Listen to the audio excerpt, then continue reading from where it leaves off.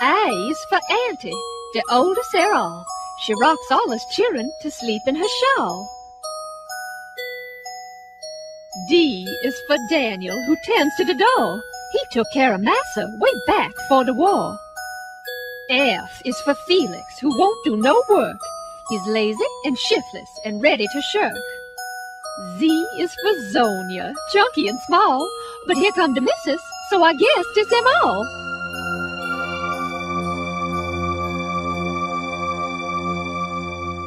Listen, Mammy, there ain't no way to wash clothes. What you all need is rhythm.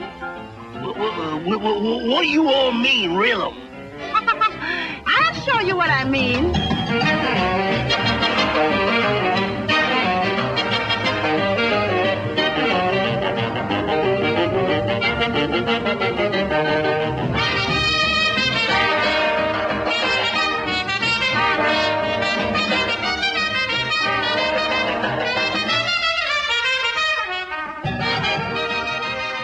The mammy, the pickaninny, the coon, the sambo, the uncle.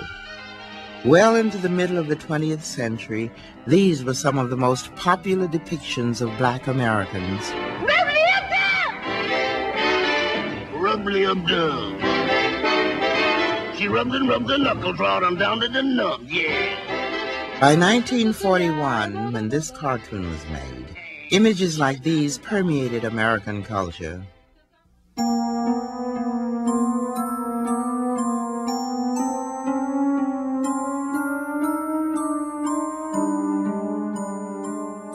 These were the images that decorated our homes, that served and amused and made us laugh.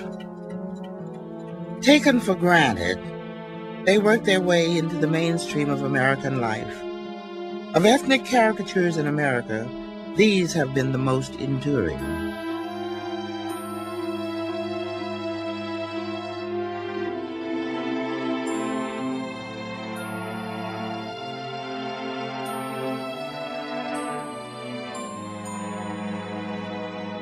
Today, there's little doubt that these images shape the most gut-level feelings about race.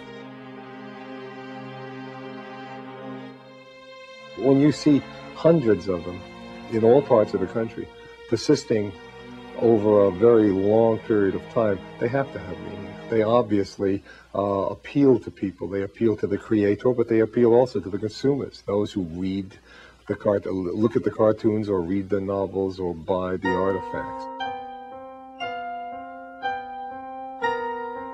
It's not just that it's in the figurines and in the, the coffee pots and so on. It is that we are seen that way, perceived that way, even in terms of public policy.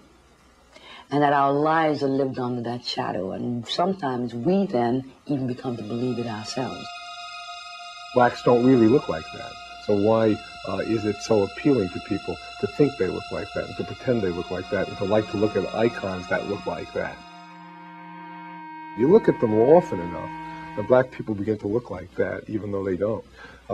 So that they've had a great impact in our society. They therefore tell us both about the inner desires of the people who create and consume them, and also they tell us about some of the forces that shape reality for large portions of our population. Well now, children, tonight old Uncle Tom going to tell you the real true story about Uncle Tom's Cabin. Now, this is the... Contained in these cultural images is the history of our national conscience, a conscience striving to reconcile the paradox of racism in a nation founded on human equality, a conscience coping with this profound contradiction through caricature. What were the consequences of these caricatures? How did they mold and mirror the reality of racial tensions in America for more than 100 years?